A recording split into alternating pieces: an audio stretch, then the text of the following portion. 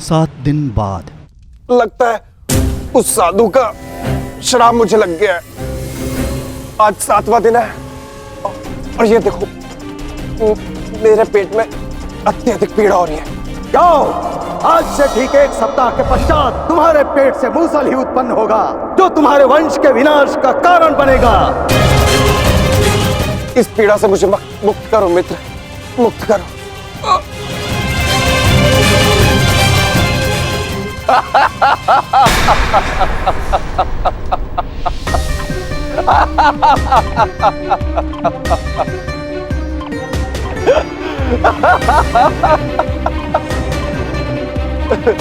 तुम कितने बड़े मूर्ख हो मित्र। कुछ नहीं हुआ है मुझे, सही हूं मैं।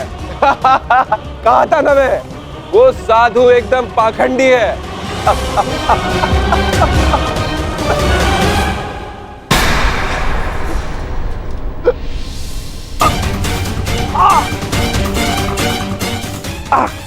हम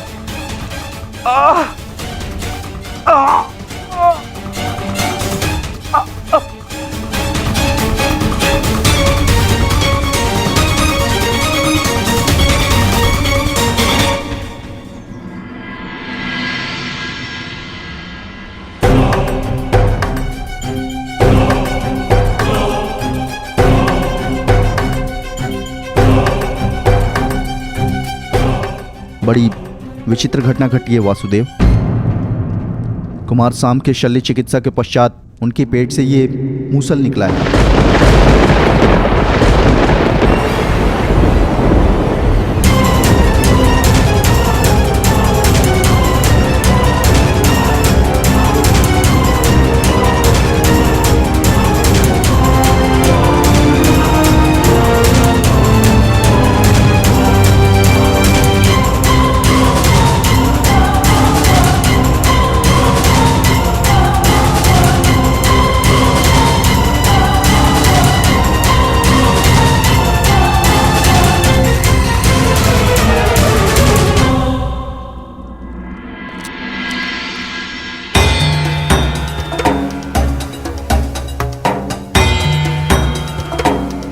कुमार अब स्वस्थ हैं बलभद्र।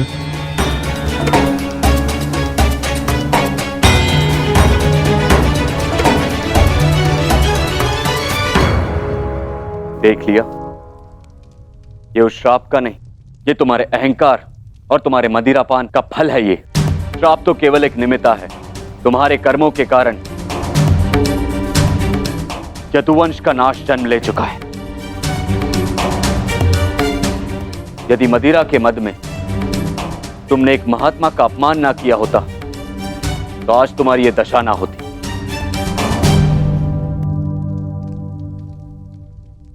अब कुछ नहीं हो सकता था। मनुष्य को अपने कर्मों का फल मिलता ही है, परंतु एक के कर्मों का फल पूरा वंश भुगते, ये नीति नहीं है। यदि अनाज के पौधों के बीज में घुन लग जाए तो वो सारी फसल नष्ट कर देते हैं दाऊ। नहीं कान्हा, मैं सांब की मूर्खता का फल समस्त द्वारका को नहीं भुगतने दूंगा।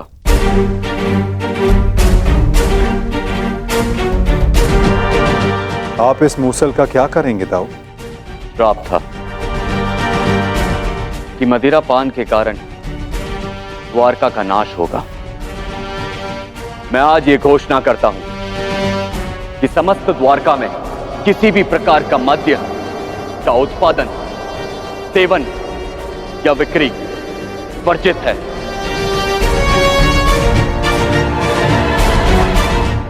और रही बात इस मूसल की, तो इसका उपाय है मेरे पास।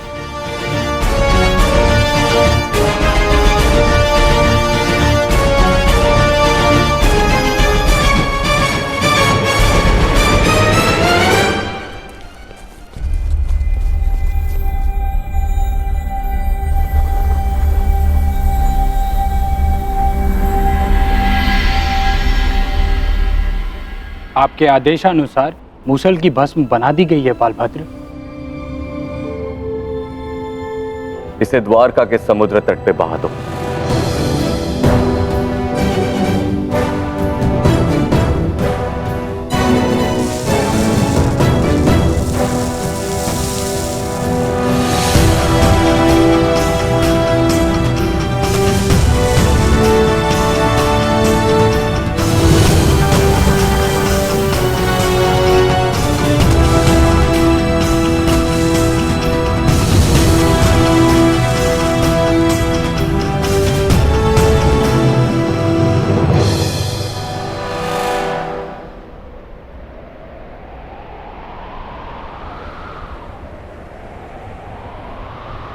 दाऊ, हमारे कर्म ही हमारी नियति निर्धारित करते हैं। केवल सांब के कर्म ही नहीं, कुछ श्राप हैं। मैं तुम्हें श्राप देती हूँ कि जिस प्रकार तुमने मेरे कुल का अंत किया है, उसी प्रकार तुम्हारे कुल का अंत भी होगा। और कुछ पाप भी जो द्वारिका की नियति बनाएंगे। चक्रवात से घर के धराशायी होने का भय हमेशा रहता है कृष्णा। इसका अर्थ ये नहीं कि मनुष्य अपने घर की नींव सुदृढ़ ना करे।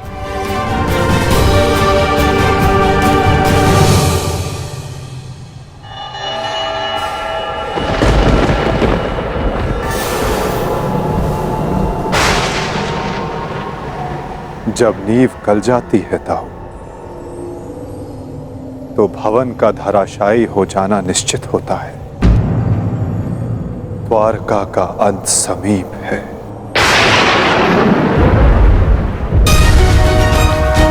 नहीं कान्हा, मेरे रहते हुए ऐसा नहीं होगा।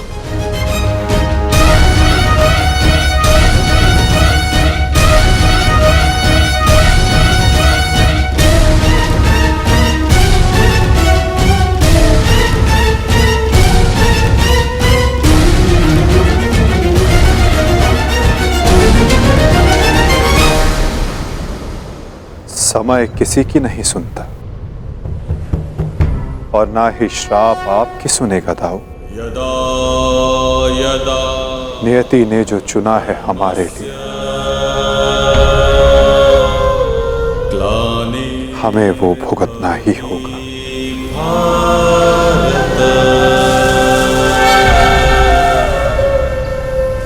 अभ्युत्थानम् अधर्मस्य तदात्मानं सृजाम्यहम्।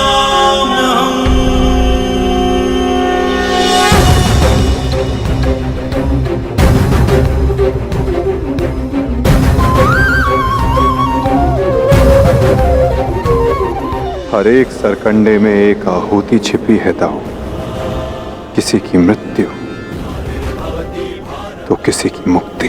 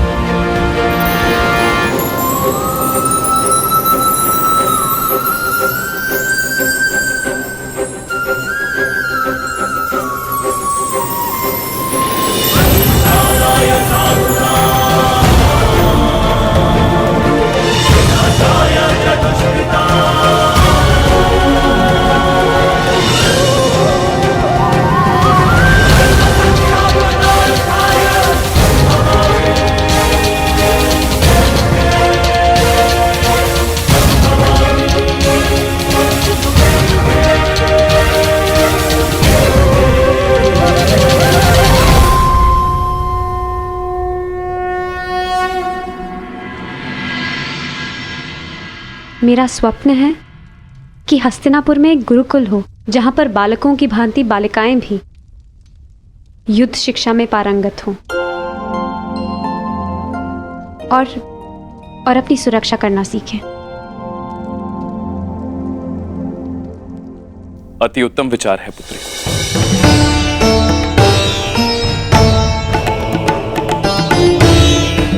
प्रणिपात प्रणिपात प्रणिपात।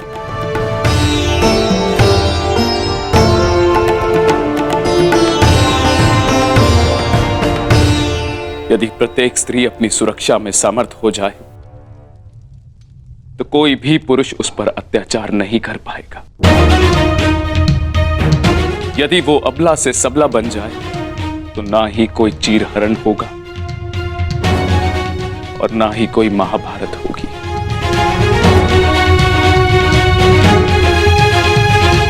ज्येष्ठ पिताश्री, आपने स्मरण किया? हाँ पुत्र, एक महत्वपूर्ण निर्णय लिया है जो मैं तुम्हें बताना चाहता था।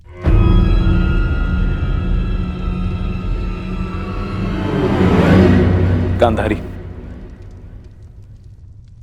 जीवन का हर चरण देख लिया पुत्रों, परंतु अब वानप्रस्थ करके संन्यास ग्रहण करने का समय आ गया है।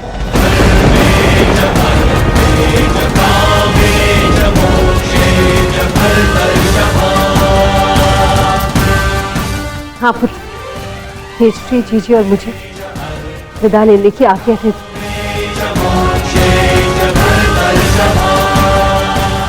प्रस्थान? किंतु अचानक ऐसे? क्या हुआ माता? कोई समस्या हुई है या हमसे कोई भूल हुई है जिससे आपको कष्ट पहुंचा है? नहीं पुत्रों, तुमने और द्रौपदी ने अपना कर्तव्य कुशलता से पूर्ण किया है और अब हमने निर्णय लिया है कि हम तीनों वानप्रस्थ के लिए प्रस्थान करें।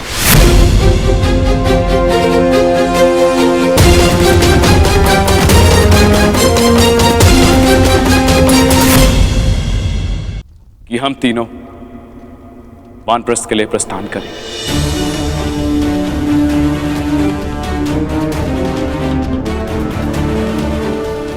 पुत्र का मोह आपको जाने भी नहीं देना चाहता और पुत्र का धर्म आपको रोक भी नहीं सकता। आप सबके तप संचय को रोकना भी पाप होगा।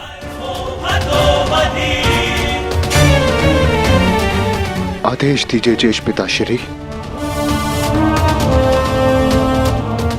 व्यवस्था हो जाएगी। पुत्र, मुझे तुम पर गर्व है।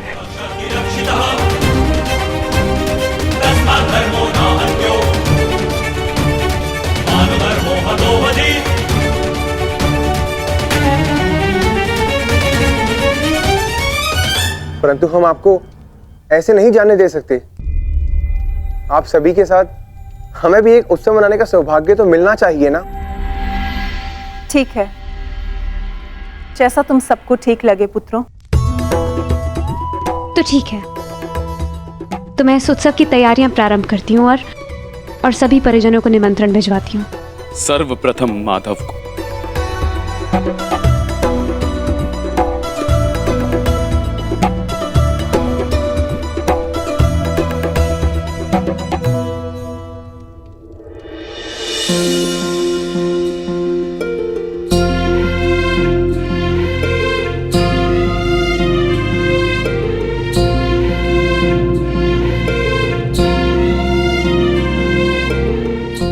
सखी ने निमंत्रण दिया है, स्वीकार करना ही पड़ेगा।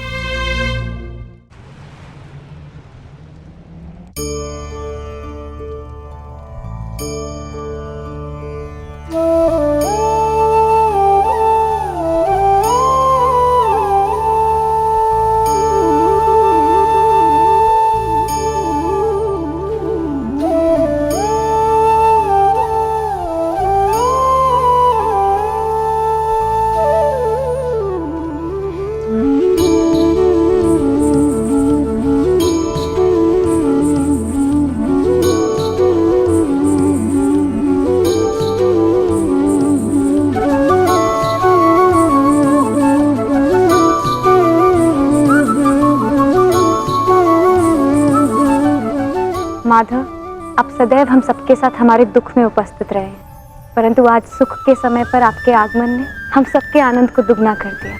मेरी सखी मुझे निमंत्रण दे और मैं न आऊं?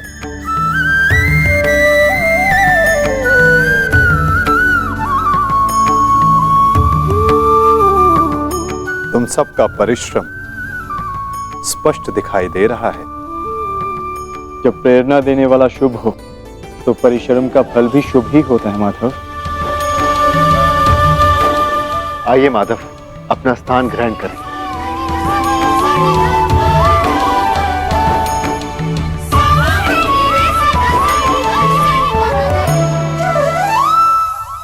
सांब के साथ जो हुआ, हमें उसका समाचार मिला माधव। हमें उसका खेद है।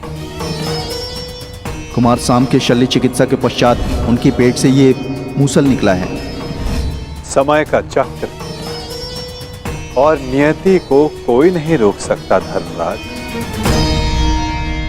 परंतु मुझे सदा खेद रहेगा।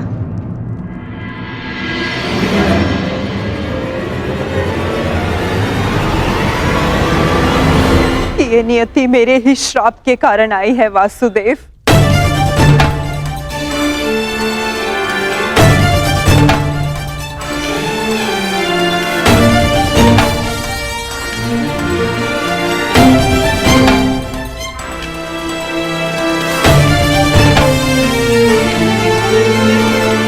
प्रणिपात राजमाता। संतोष मिला कि मेरी भूल के पश्चात भी आपका यहां आगमन हुआ वासुदेव। नहीं राजमाता, मैं आया क्योंकि मेरा यहां उपस्थित होना आवश्यक था। मुझे क्षमा कर दीजिए वासुदेव। बीते समय पर शोक मनाने से कोई लाभ नहीं। आनंदमय तो ये है कि हम सभी आने वाले नए भविष्य का स्वागत करें। कैसा भविष्य माधव? बधाई हो सम्राट, महारानी वृषाली ने पुत्र को जन्म दिया है।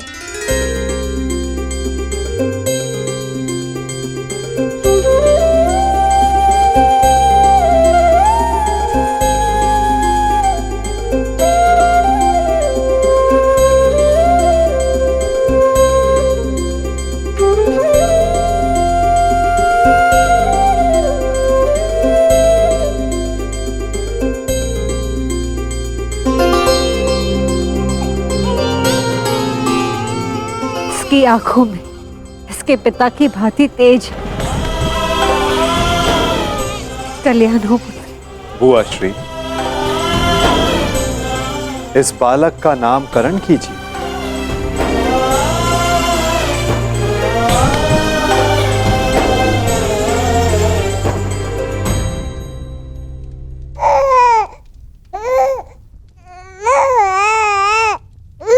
नहीं माधव, ये कार्य आपका है।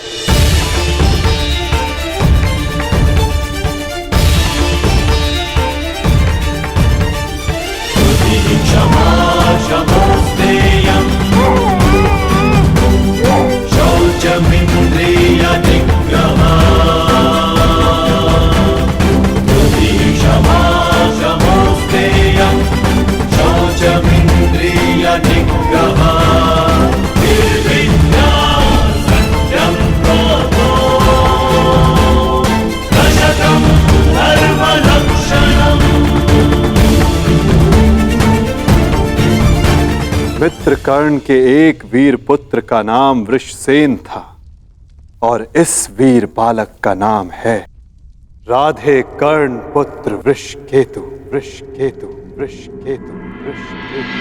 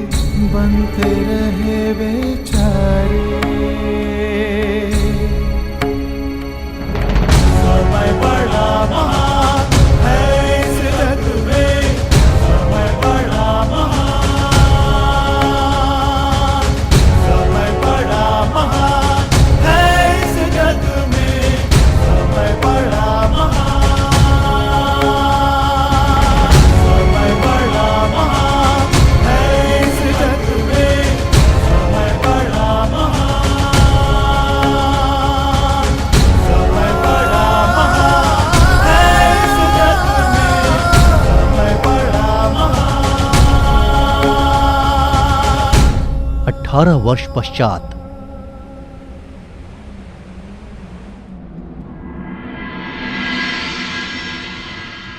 तो कुरुकुल की अगली पीढ़ी अपना प्रशिक्षण पूर्ण कर चुकी है धर्मराज। जी माधव, परीक्षित और वृषकेतु दोनों ने दीक्षा प्राप्त कर ली। अब सत्ता को अगली पीढ़ी में हस्तांतरित करने का समय आ गया। परंतु माधव महाराज,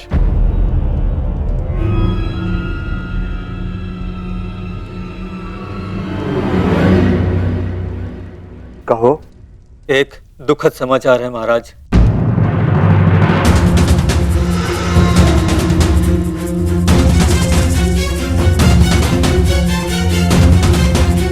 अभयदान दिया, बोलो क्या समाचार है? राजमाता कुंती। क्या हुआ है माता कुंती को?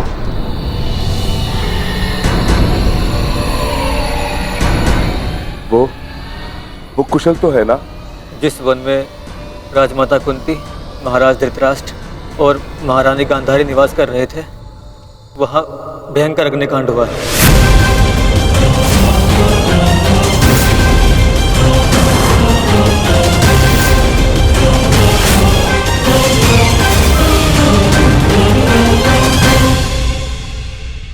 और वो तीनों जलकर भस्म।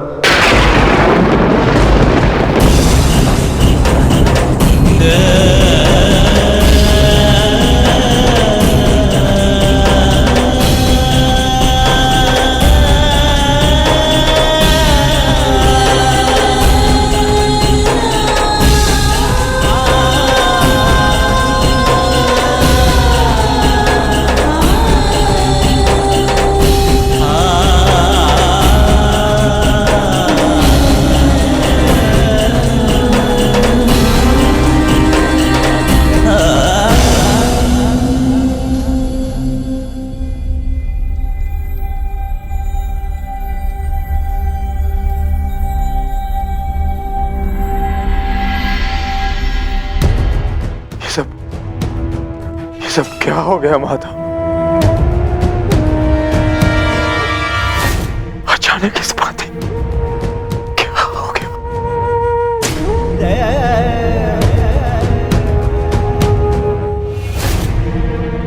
जो संसार में आया है उसे जाना ही है। महत्वपूर्ण ये है कि वो अपने जीवन से क्या लेकर गए और इस संसार को क्या देकर गए।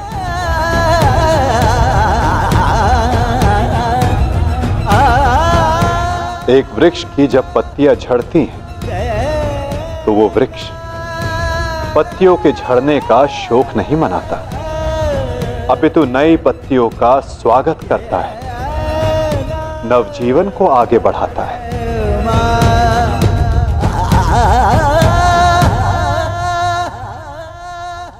आप सब स्वयं को संभालिए।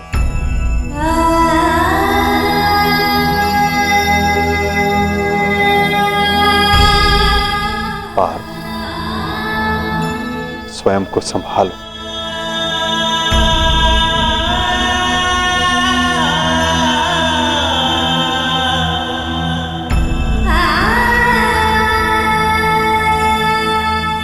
धर्मराज, आपने अपना हर कर्तव्य, हर उत्तरदायित्व कुशलतापूर्वक पूर्ण किया है और परिवर्तन का जो वचन आपने दिया था उसे भी पूर्ण किया।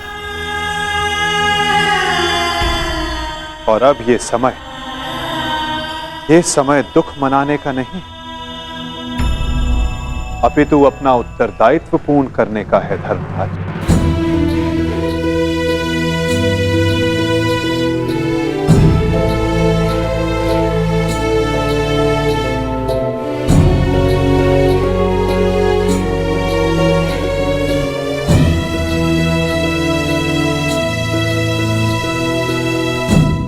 नई पीढ़ी का स्वागत करने के लिए सज्ज हो जाओ। समय आ गया है कि हस्तिनापुर के नए युवराज को प्रजा के समक्ष प्रस्तुत किया जाए।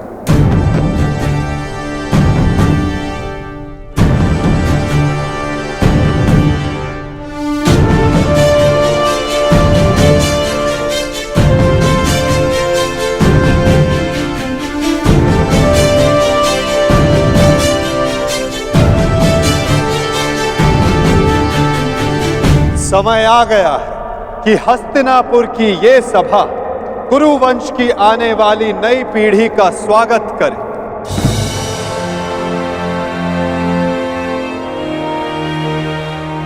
हस्तिनापुर के 2 महारथी, 2 युवराज।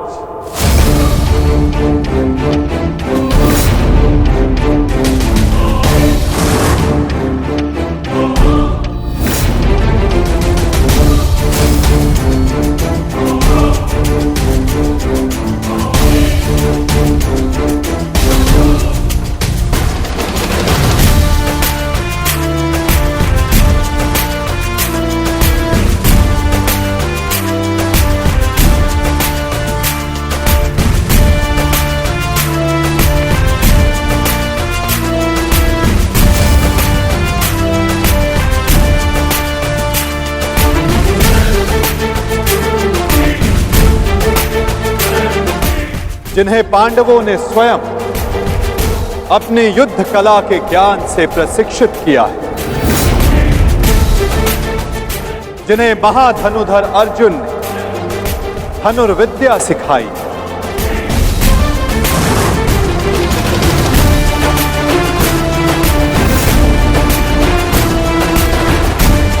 जिन्हें महाबली भीम ने शक्ति और गदा युद्ध में पारंगत किया, जिन्हें नकुल सहदेव ने खड़ग युद्ध में प्रशिक्षित किया है, जिन भावी सम्राटों को धर्मराज युधिष्ठिर भाले के प्रहार के साथ साथ धर्म के ज्ञान का आधार भी दिया है।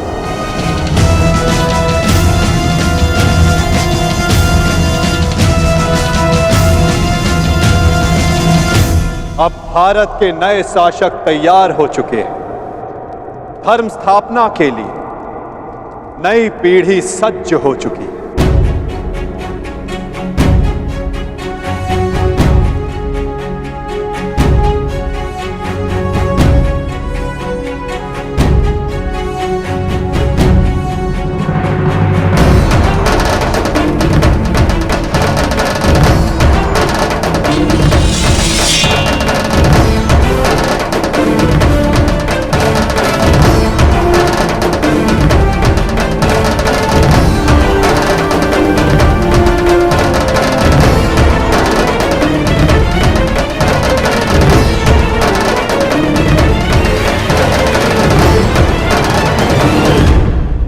तो स्वागत कीजिए अभिमन्यु पुत्र अर्जुन पौत्र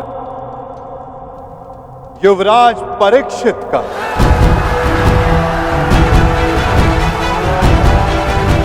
युवराज परीक्षित की, युवराज परीक्षित की, युवराज परीक्षित की, युवराज परीक्षित की, युवराज परीक्षित की,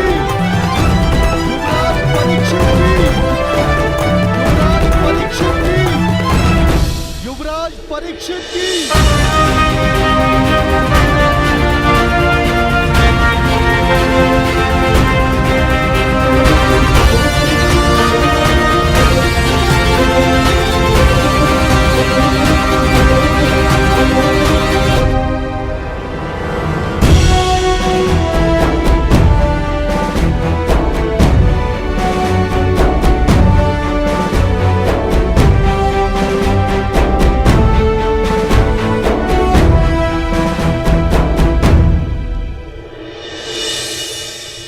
और अब स्वागत कीजिए राधे कर्ण पुत्र युवराज वृषकेतु का। युवराज वृषकेतु की, युवराज वृषकेतु की, युवराज वृषकेतु की, युवराज वृषकेतु की, युवराज वृषकेतु की, युवराज वृषकेतु की, युवराज वृषकेतु की।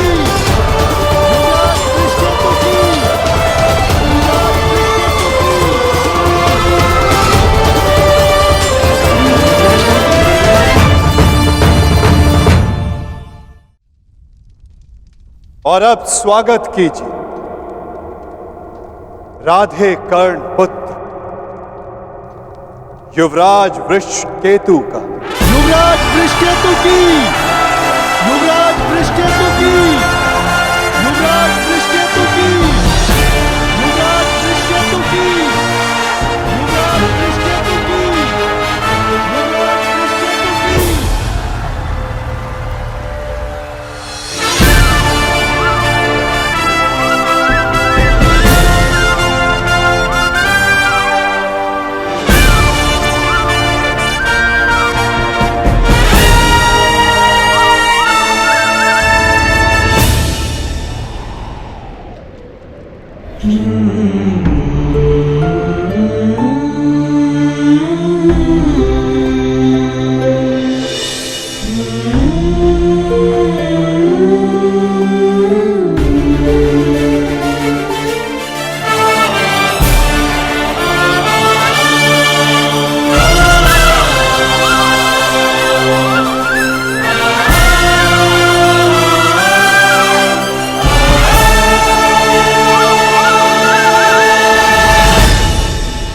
इन्होंने अपना कर्तव्य पूर्ण किया धर्मराज, अब आप अपना कर्तव्य पूर्ण करें।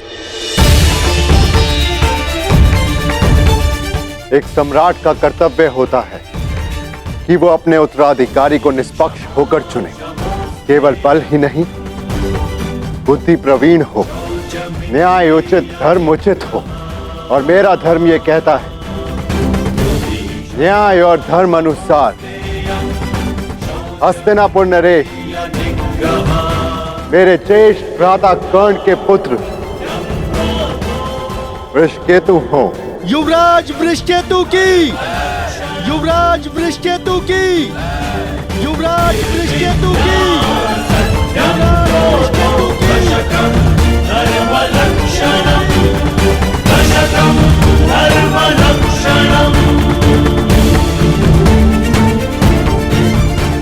काकाश्री,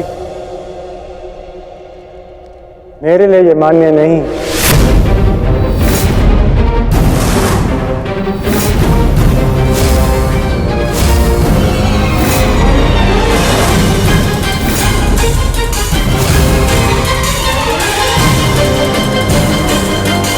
पुत्र, सम्राट आपका न्याय उचित है,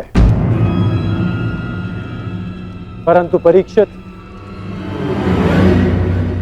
मुझसे ज्येष्ठ हैं। इसलिए न्याय अनुसार और धर्म अनुसार हस्तिनापुर के सम्राट केवल और केवल परीक्षित ही होने चाहिए।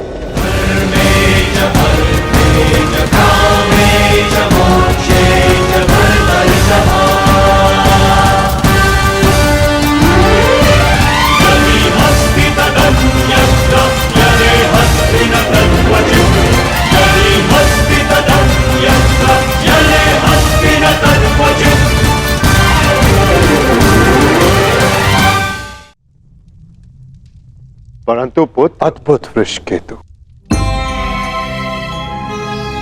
ये त्याग केवल कर्ण पुत्र ही कर सकता है।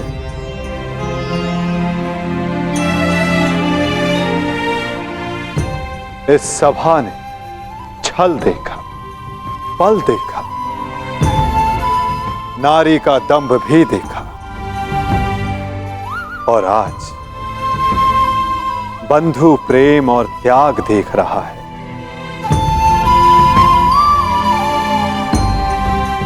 सच में परिवर्तन का जो स्वप्न अंगराज कर्ण ने वर्षों पूर्व देखा था, वो परिवर्तन आज दिख रहा है।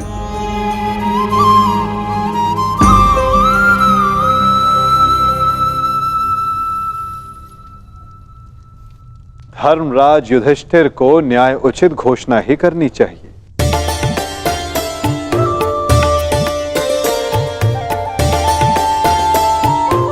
जैसी आपकी आज्ञा माधव।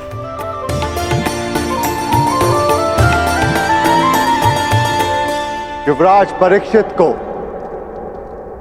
हस्तिनापुर का सम्राट घोषित किया जाता है। युवराज परीक्षित की, युवराज परीक्षित की, युवराज परीक्षित की, युवराज परीक्षित की, युवराज परीक्षित की, परंतु ये अपूर्ण न्याय होगा। न्याय उचित यही होगा कि अंग पर ज्येष्ठ कर्ण के पश्चात अधिकार वृषकेतु का है और मैं वृषकेतु को अंग का नया राजा घोषित करता हूं। महाराज वृषकेतु की, महाराज वृषकेतु की, महाराज वृषकेतु की। और अंग के साथ साथ इंद्रप्रस्थ भी वृषकेतु के नियंत्रण में होगा। अंगराज वृषकेतु की, अंगराज वृषकेतु की, अंगराज वृषकेतु की।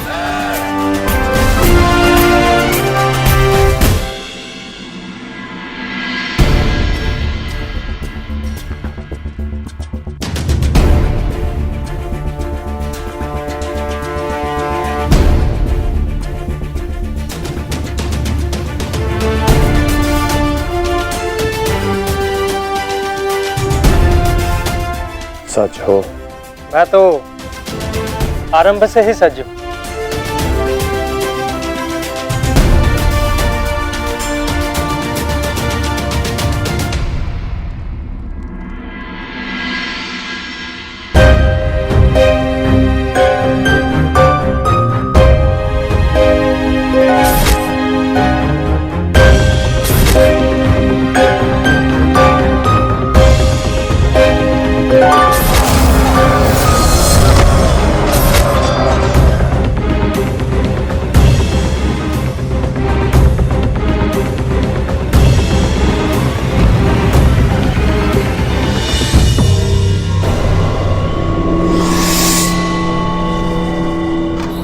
माधव, मुझे जाना होगा पार्थ।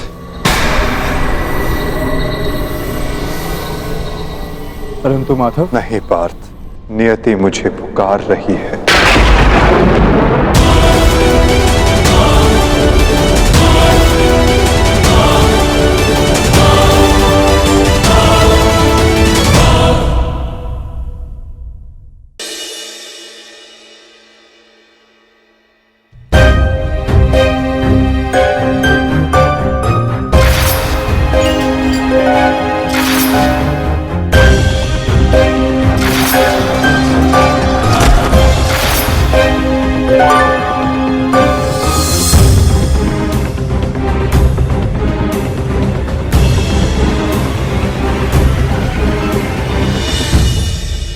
माधव, मुझे जाना होगा पार्थ।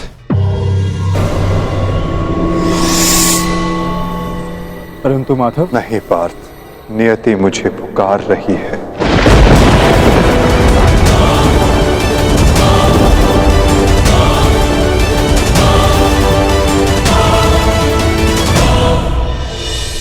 माधव,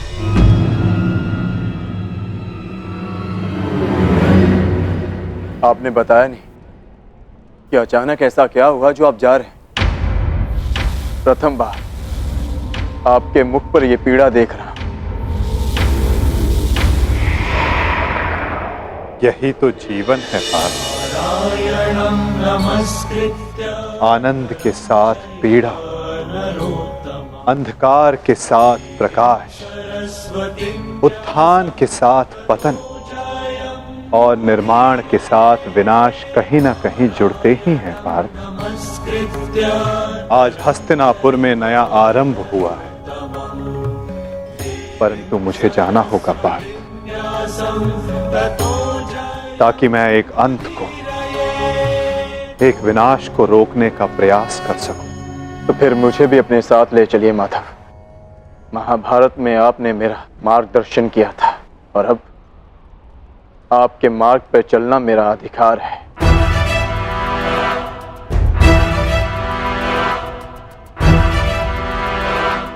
अवश्य पार्थ, ये तुम्हारा अधिकार है, किंतु ये यात्रा केवल मेरी है पार्थ। ये कर्तव्य केवल मेरा है और मुझे इस यात्रा को अकेले ही पूर्ण करना होगा।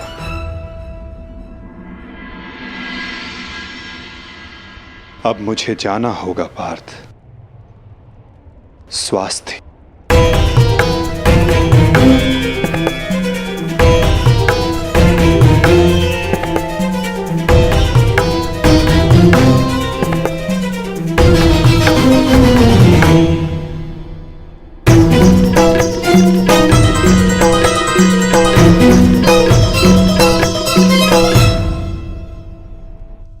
ये क्या कह रहे हो अर्जुन?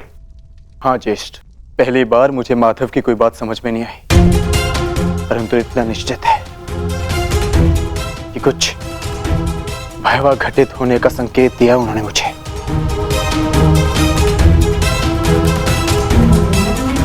मैं आपकी आज्ञा लेने आया हूं ज्येष्ठ। मुझे द्वारका जाना होगा।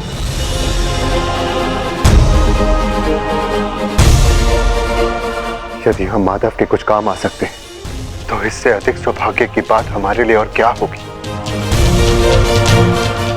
शीघ्र द्वारका पहुंचो।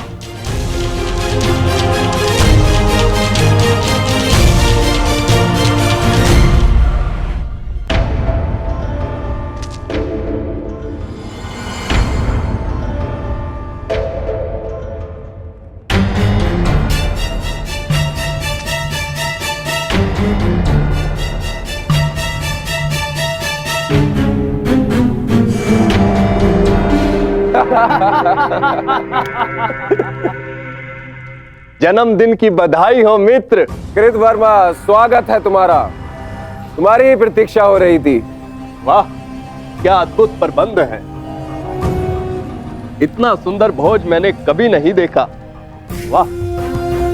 काहे का भोज मित्र? ऐसा प्रतीत होता है अद्भुत भोज किए हुए जैसे एक युग बीत चुका है। ताऊ श्री ने संपूर्ण द्वारिका में मदिरा पान और उसके विक्रय पर प्रतिबंध लगा रखा है। अगर मदिरा मिल जाती तो आनंद आ जाता। परंतु मित्र, उसके पीछे बलभद्र का कारण उचित था। ऋषि के श्राप का प्रभाव तो तुम देख ही चुके हो। उसने जो कहा वैसा ही हुआ।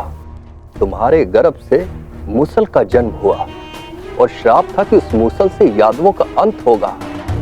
और आज उस श्राप का प्रभाव उस मदिरा पर लगी रोक ने ही रोक रखा है मित्र। कृतवर्मा, प्रतीत होता है कि तुम मेरे पूजनीय पिताश्री के साथ रह रहकर प्रवचन देना सीख गए। वो मूसल नष्ट हो चुका है। ताऊ श्री ने स्वयं उसका चूर्ण बनवाकर सागर में बहा दिया। यदि आज मदिरा मिल जाती तो आनंद ही आ जाता। यदि कुमार आदेश दे तो जन्मदिन की भेंट प्रस्तुत करूं। बलभद्र से छिपाकर काशी से मदिरा मंगाई है।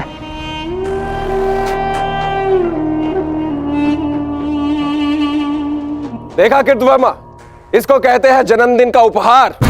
ये है मेरा सच्चा मित्र। आज मनेगा आनंद उत्सव।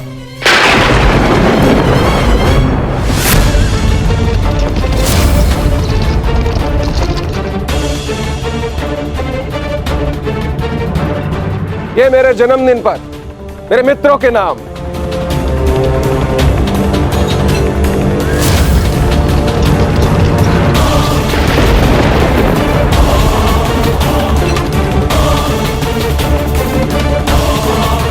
रुक जाइए आर्य।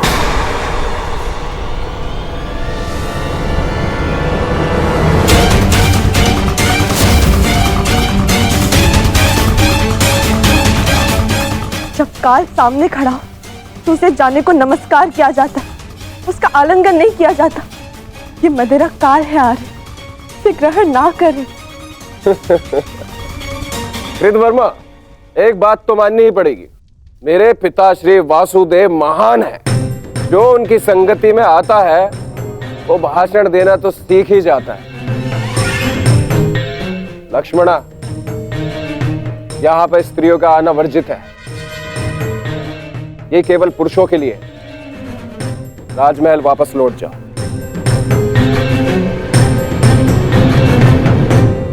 इन पुरुषों में मेरे अर्धांग भी है आर्य, जो स्वयं ही काल के गाल में जाने के लिए प्रस्तुत हो रहे। परंतु मैं ऐसा नहीं होने दे सकती।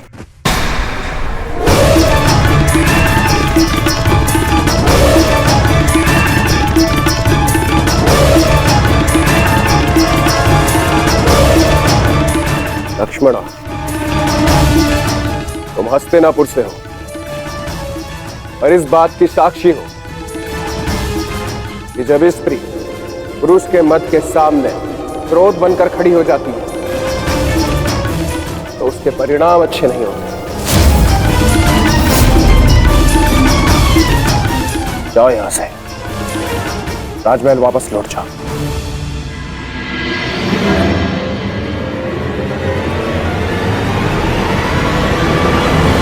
मैंने कहा राजमहल वापस जाओ।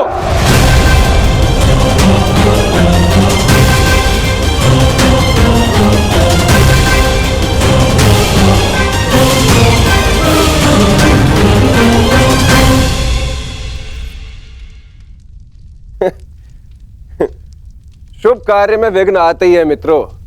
इससे पूर्व कोई दूसरा विघ्न आए, इस दुर्लभ मदिरा को ग्रहण करो।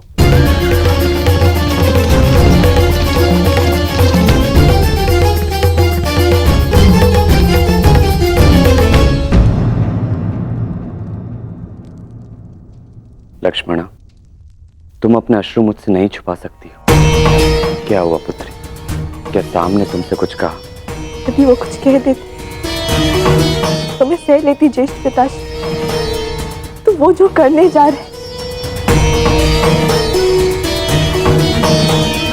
वर्षों पूर्व साधु ने जो श्राप दिया था पूर्ण होने जा रहा है पिताश्री। यादवों का विनाश रोकिए।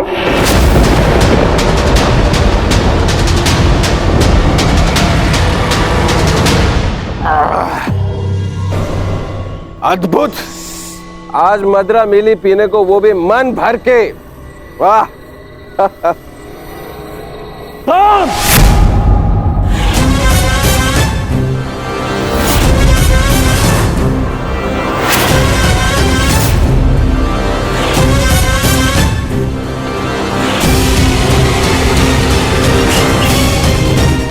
मैंने मद्यपान निषेध किया था। द्वारका के अंदर मदिरा लाने का साहस कैसे किया तुमने साम? तुम युवराज हो, द्वारका के अगले राजा। तुम्हें ये सब शोभा नहीं देता है। और तुम सब साम के मित्र हो ना, तुम्हारा कर्तव्य है यदि युवराज के पद अनुचित मार्ग पर जाए तो उन्हें अनुचित मार्ग पर जाने से रोके, उचित मार्ग दिखाए। और तुम लोग स्वयं उसे अनुचित मार्ग पर जाने दे रहे हो। कैसे? ताऊश्री, जो कहना है मुझसे कहिए। इनसे क्या बात कर रहे हैं जो आपकी आंखों में आंखें नहीं मिला सकते? इनसे प्रश्न करके क्या लाभ? लज्जा नहीं आती तुम्हें साम? बड़ों की आज्ञा तुमने सदा ही टाली है, अब राज आज्ञा का भी उल्लंघन करने लगे। क्या ताऊश्री, हर बात पे रोक टोक। क्या किया आपने अपने समस्त जीवन में? हाँ? दूध पिया और माखन खाया। ताऊश्री, अरे ताऊश्री, मदिरा तो चक्कर देखिए। जीवन का वास्तविक आनंद तो इसमें है। आप मदिरा पिएंगे तो आपको भान हो जाएगा कि अपने अनुज के दाव बनने के अतिरिक्त भी इस जीवन में और बहुत कुछ है। बड़े होकर जन्म लिया आपने, मदिरा पीजिए। अपने बड़े होने के पद का और उसकी शक्ति का भी भान हो जाएगा आपको। लीजिए। राम!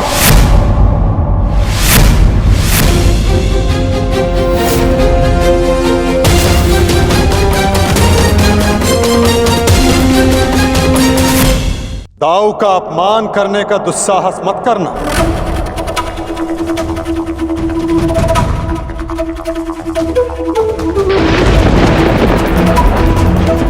परिहास और उपहास में अंतर होता है साम। परिहास संग में उपस्थित सबको आनंद देता है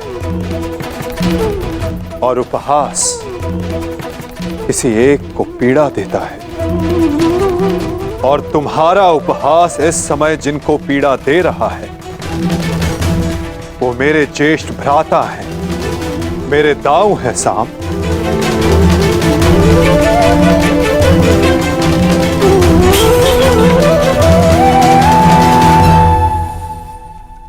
और मैं कौन हूं? हाँ? कौन हूं मैं? पुत्र या कुपुत्र?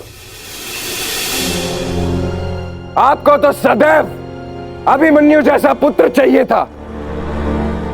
कभी उसे मामा बनकर सिखाया, तो कभी मित्र और सखा बनकर पांडवों को संभाला।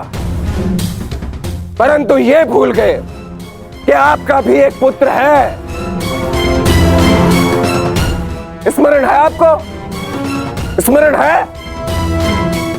नहीं, आपको स्मरण है। आपको स्मरण है कि आज आपके पुत्र का जन्मदिन है, परंतु ये भूल गए कि आज के दिन अपने पुत्र से प्रेम से मिलने आना चाहिए, ना कि इस प्रकार कटु मुख बनाकर।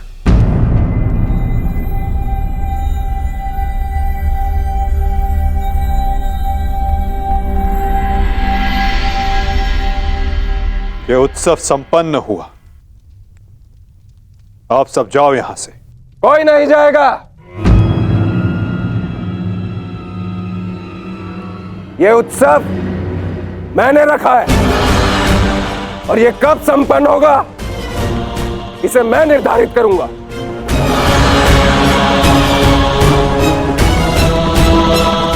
तुम इस समय मदिरा के मद में हो साम। ये समय वार्तालाप करने के लिए उचित नहीं है। जाओ, जाकर विश्राम करो। कहीं ऐसा ना हो कि संपन्न होने के स्थान पर इसका समापन हो जाए।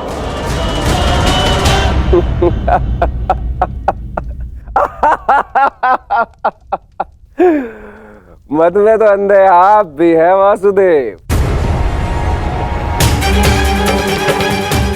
महाभारत की विजय का मद अभी आपके सर से उतरा नहीं है वासुदेव।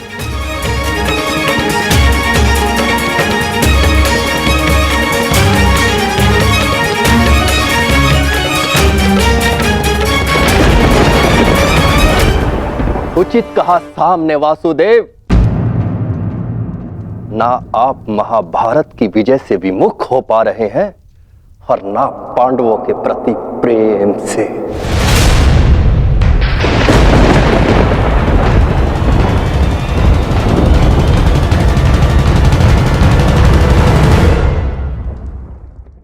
पांडवों से इतना प्रेम था आपको कि अपने ही यादव कुल का ध्वंस कर बैठे।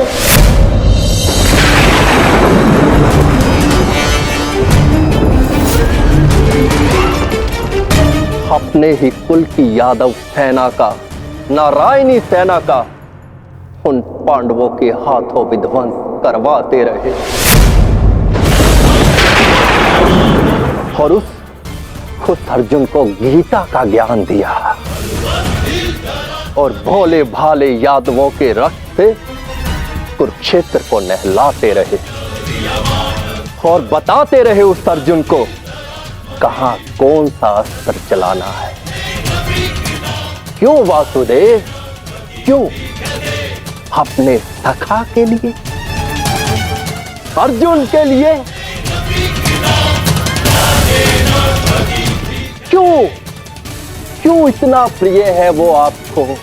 क्यों? कभी कभी मुझे लगता है कि ये सखा और ये सखी, ये सब नाटक है।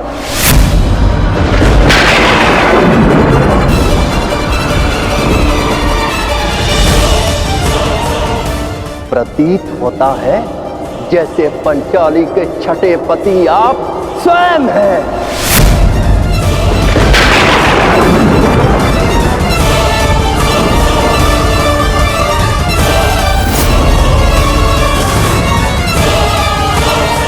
कृतवर्मा!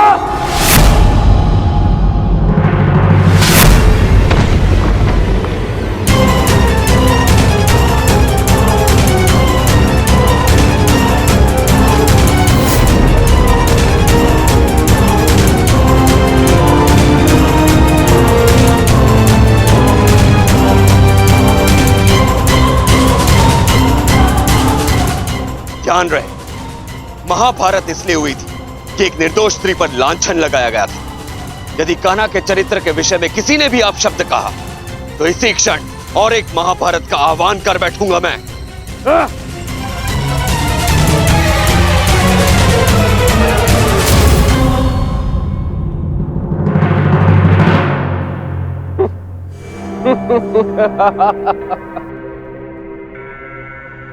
वाह, प्रेम हो तो ऐसा, भाई हो तो ऐसे।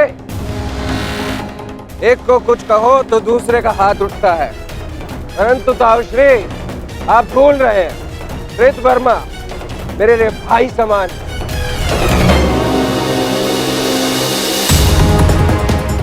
एक तो आप मेरे जन्मदिन पर बिना आमंत्रण के यहां पहुंचे, और दूसरा मेरे मित्र पर आपने हाथ उठाया।